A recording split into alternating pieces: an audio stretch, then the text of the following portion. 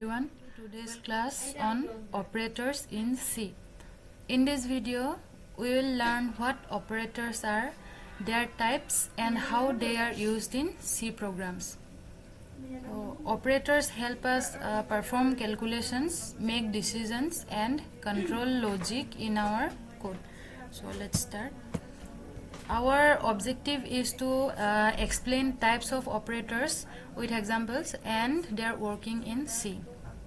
So operators are basically special symbols that perform operations on variables and values.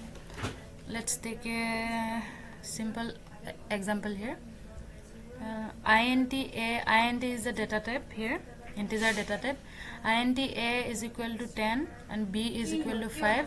Then int c is equal to a plus b. So we are storing the result of 10 plus b in c variable. Then plus is an operator here. Plus is the operator. There are 8 types of operators in C. The first one is arithmetic operators, relational operators, logical operators, assignment operators, increment and decrement operators, conditional or ternary operators, bitwise operators, special operators. So let's learn them one by one. First one is arithmetic operators. Arithmetic operators are used for mathematical operations. So these are the operators here, arithmetic operators here. Plus, addition, subtraction, multiplication, division, and modulus or remainder. Modulus operator gives us remainder when we divide two numbers. Good morning, dear friends. Let's take a simple example here. Let's run this code. So here is the example of arithmetic operator. Let's run this code. Let's begin with the We are performing addition, subtraction, multiplication, division, and modulus operator.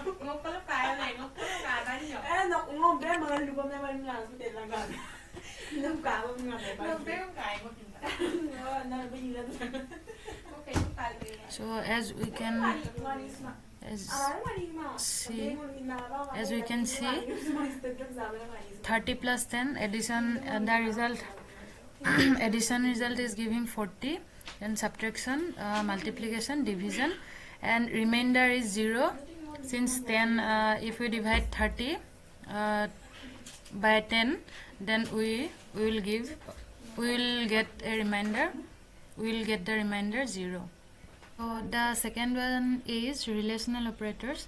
Relational operators are used to compare two values and return true or false. That is 1 and 0. So here are the operators: equal to, then we have not equal to, greater than, less than, greater than equal to, or less than equal to. Then we have an example here. Let's run this. So here is the example of relational operator. We are taking two variables with the values a is equal to 10 and b is equal to 5, and using all the relational operators. So let's run this code.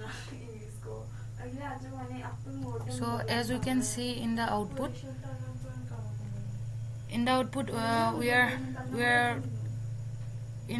it's showing that a is equal to b, and it's showing it's 0. So it means, as I said earlier, the relational operators return true or false. That means 1 and 0. So a is equal to b is false, because we are taking a is equal to 10 and b is equal to 5, and 10 is not equal to 5. So a is equal to b it's showing 0. Then a is not equal to b 1, which is true. A 10 is not equal to 5, so it's giving 1. Then a is greater than 5, which is also true, so it's showing 1. Then a is less than 5, and then it's a false statement, so it's showing 0. Similarly, a is greater than equal to b. Greater than equal to b is showing 1 because it is greater than or equal to. So a is definitely greater than b. So this condition is true. That's why it's showing 1. And a is less than equal to b, which is 0. It's showing because this condition, the both condition less than and equal to, both condition is false. That's why it's showing 0. Now the third one is logical operators. Logical operators are basically used to combine multiple conditions at a time, and it returns either true or false, that is 1 or 0. These operators are used in decision making statements like if, else, while, etc. So these are the symbols of logical operator. First one is logical and. We use logical and if both values are true. Then we have logical or. We use logical or if any of the value is true. Then logical not is used to reverse condition. Let's run this code. This is a simple example of logical operators. Let's run this code. So here is the program of logical operator. We are taking two variables, that is a is equal to 8 and b is equal to 5. Now let's run this program.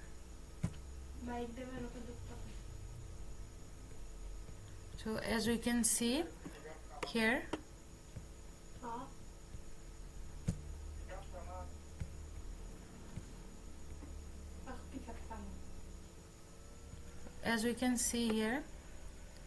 the output is showing the first condition. So here, as we can see, the output is showing here.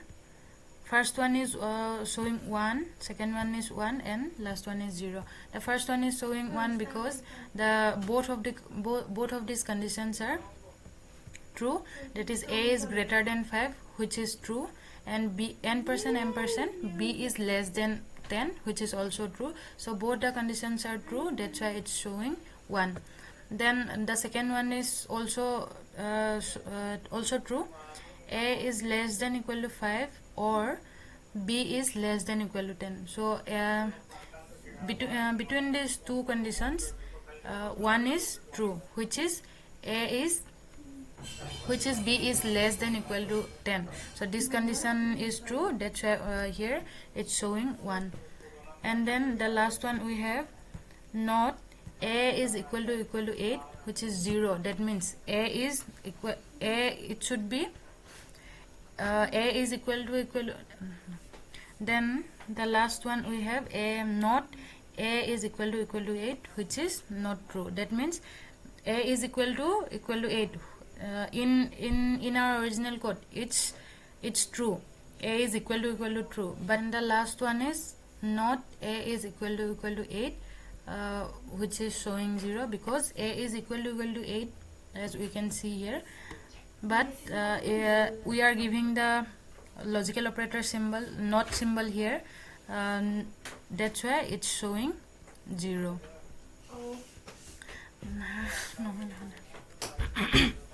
So the last one is not a is equal to 8, and it's showing 0, which is actually false.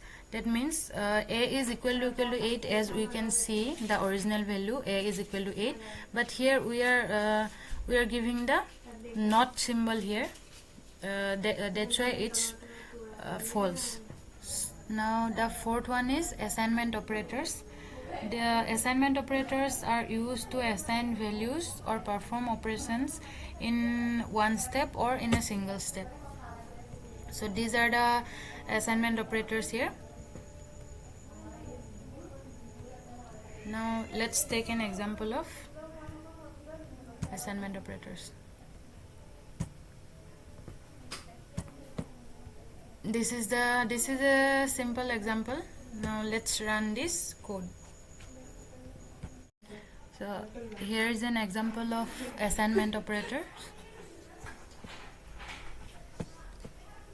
Let's run this code.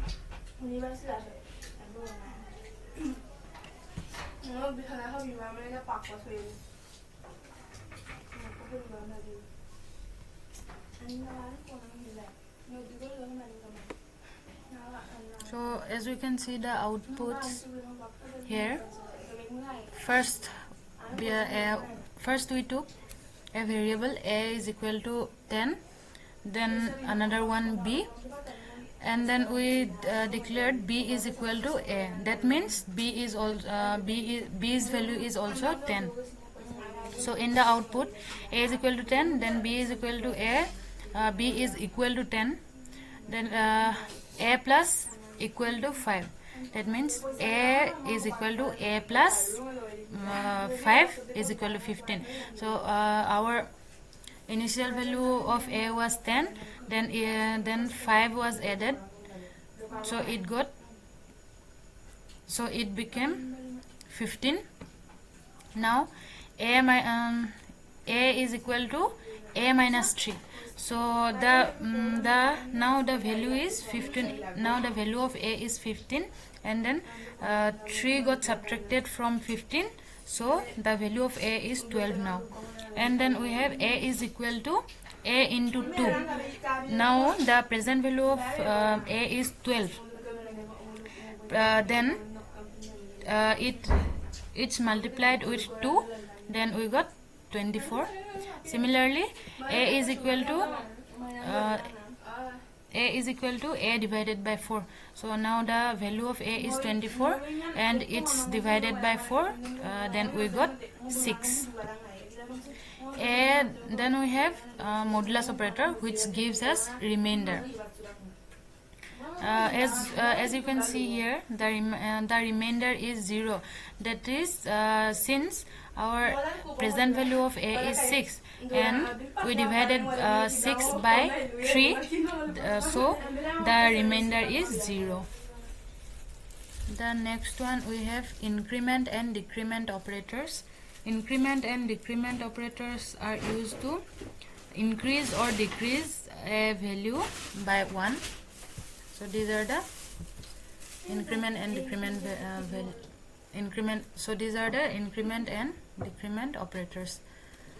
Plus plus and minus minus. So these are the increment and decrement operators, plus plus and minus minus. These operators are two types. That is pre-increment and post-increment. Here a plus plus means post-increment, and a plus plus a means pre-increment. Similarly, b minus minus means post-decrement, and minus minus b means pre-decrement.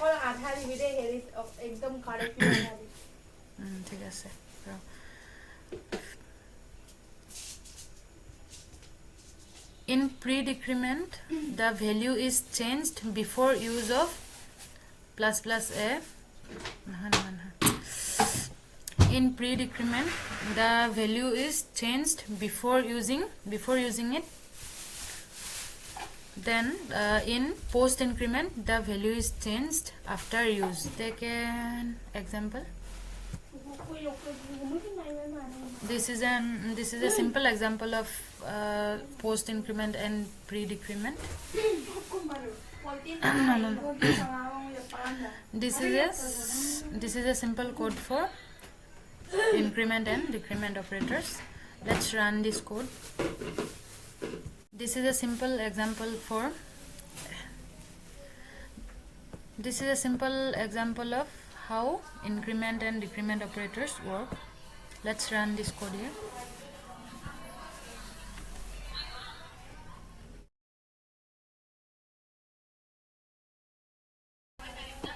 as you can see, the post increment remains 5 because it will show it will give us the, it will print the value 5 first, then it will become 6 later. Yeah, but in pre-increment the answer is already 7 because it's incremented first. It got incremented first.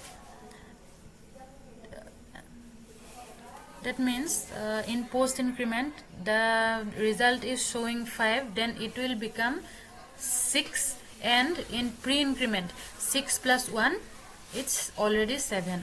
Now the next one is conditional or ternary operators. Conditional operators are used as a short form of if-else statement. The syntax is as you can see, first the condition, then a question mark, and then the expression, and then the second expression here. So here is the syntax of so here is the syntax of conditional or ternary operator. First we will apply the condition here, then question mark, the first expression, and then the second expression. The first expression is if, and if the first condition is false, then it moves to second condition. Here is the syntax of conditional or ternary operator. First condition, then question mark, and the first expression, that is it implies if, and then the second expression, and it implies else. Now let's take a simple example again. Let's run this code.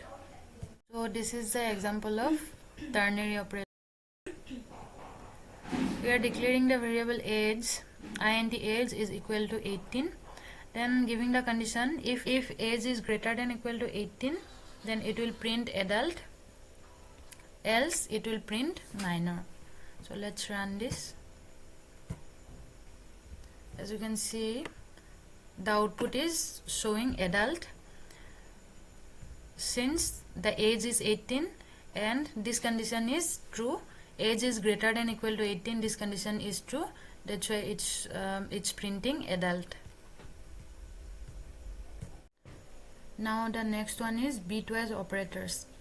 Bitwise operators are used to perform operations on bits, zeros and ones. So these operators are used in hardware programming, encryption, memory optimization, etc.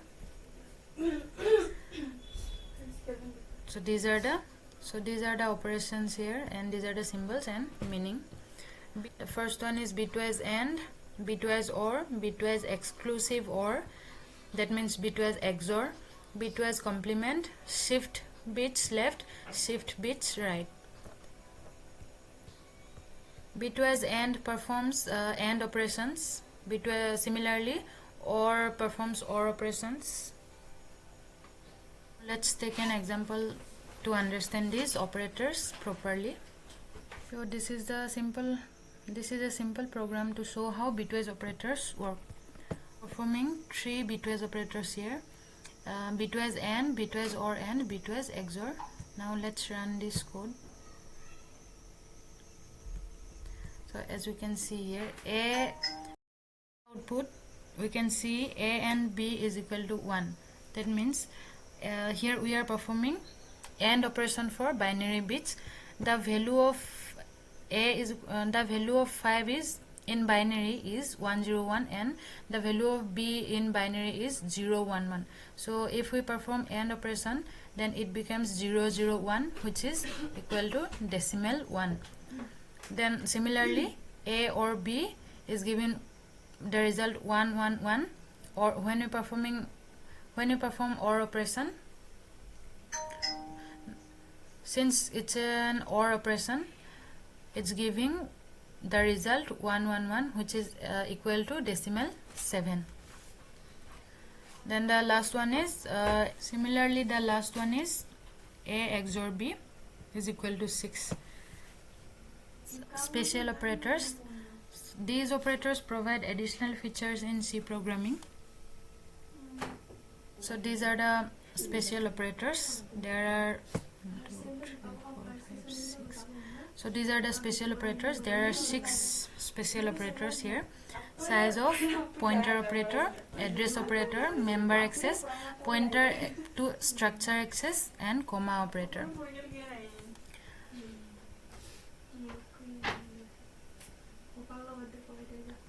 Size of operator finds the size of data. Size of operator finds the size of the data. Size of operator finds the data. The size of operator finds the size of data type or variable. Then pointer operator access value stored in memory. Access the value stored in memory. Address operator stores memory location of variable. Member Then we have member access. Then we have member access. Member access used to access members of a structure directly when we have a structure variable. Then pointer to access operator. Pointer to structure access operator. It is used when we have a pointer pointing to a structure. Now let's take an example for this. This is a simple program to show how these operators work. Now let's run this program.